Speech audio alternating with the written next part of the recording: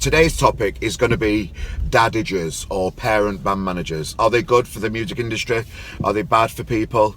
I've personally seen different sides of this myself personally by putting live bands on, but it's not for me to make a decision on it. I just want to raise debate on it. So this vlog is all about, are parent band managers good or bad? So what we've done is we've taken a view of loads of different people, and these are their views. Yeah, I don't think it's a good idea at all. Well, would you like to go to work with your dad or your mum? I certainly wouldn't. I think example I can think of really is Paul Weller. His dad, John Weller, managed him right from the start for the Jam, through to his solo career, right through to the end. Obviously, didn't do him any harm at all. I think it's about objectivity, really. I mean, when I was in a band back in the late 90s, I mean, I was always saying to my dad, managers. He never did. But I think if it works, I think if you've got a parent that's actually passionate enough to do it, then yeah, I think it might work. I've always thought that we have to manage our lives on a daily basis. It's pretty self-explanatory. You know, you wake up in the morning, you brush your teeth, you make yourself a cup of tea, you get in the car, you go to work, whatever. And I just think that having a dadager is a little bit like waking up 2 hours late, eating your underpants, smearing your arse with jam, and then going to a job that you pay to do. I find it very.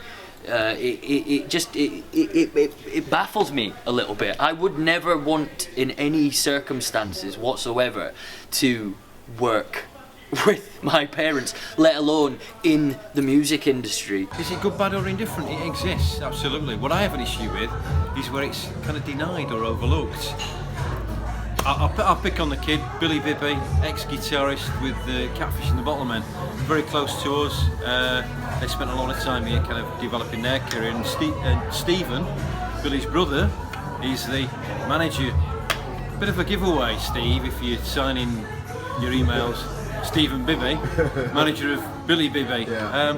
Let's be upfront and honest about it. I am damn sure that Chris McClure's brother could have done a better job of managing their band than I did. I'm certain that when my boy decides he's going to have a band, and he's only 10, I'll have a pop. I don't think it works in any business, whether it's in the music industry or not. Don't get me wrong, I'm sure there are some out there in the music industry who do it well, but I'd only really want my dad to be my manager if my dad had, say, been the lead singer of the Rolling Stones at some point in his life, not if he'd just been to a few gigs and had a good record collection. That does not qualify him to be able to be your manager. You know, you've got to have some, a fairly decent know-how of how the music industry works, and also, this is my main gripe as well, is that these things take ages.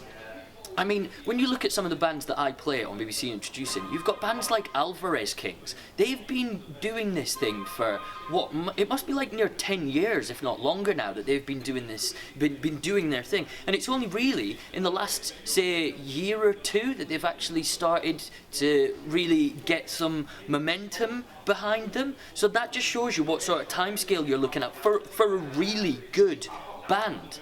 And then you get a dadager come along, and you've got that instant email of my son's band, and that instantly puts me off. I've had some good and some bad ones, you know, as we were saying before, you know, sometimes it's quite positive when you get a young band or something like that and you really like their music, and you know that people aren't going to take them for a ride because they've got their family around them and stuff like that. So I think on that side of things, it's quite good. And when you book them for a gig, you know that their family's going to be there, and especially if they're nice people, they're up for a laugh, up for a drink and stuff like that. It's quite good.